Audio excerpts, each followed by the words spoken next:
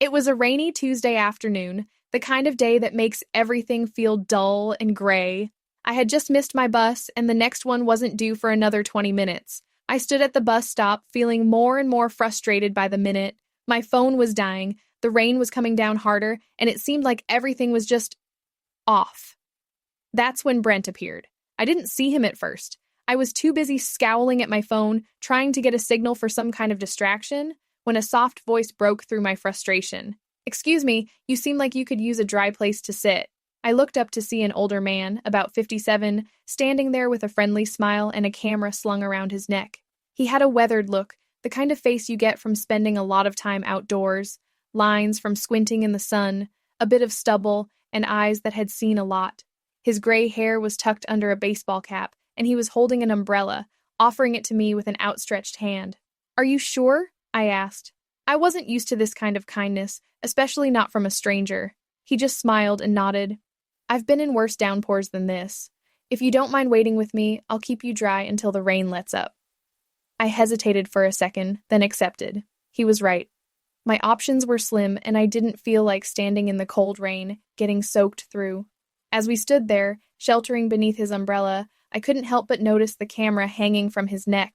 It was old, probably decades old, with scratches on the lens and tape holding parts of it together. I couldn't help but ask, "What kind of camera is that?" Brent smiled, his eyes lighting up at the question. "Ah, it's a vintage film camera. I've been photographing with it for years. Not many people use film these days, but I think it has more soul than digital." I chuckled, intrigued by the passion in his voice. He continued, "I'm a photographer, retired now, but I used to travel all over the world, shooting landscapes and people. I've seen a lot, done a lot, but there's something about capturing a moment that makes you feel connected to the world in a way nothing else can." I could tell he wasn't just talking about photography, he was talking about life. As the rain started to let up, I found myself drawn into his stories.